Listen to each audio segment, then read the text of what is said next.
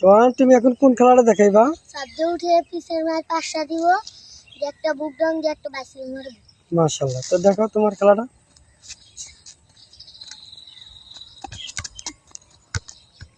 এক, মাশাআল্লাহ। দুই,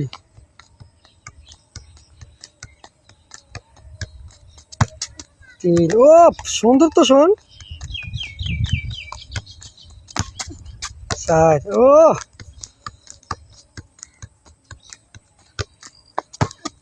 পাঁচ। দেশবাসী, এই খেলাটা যদি ভালো লাগে সোহানের আইডিয়াত লাইক, শেয়ার, কমেন্ট করবেন। অসাধারণ।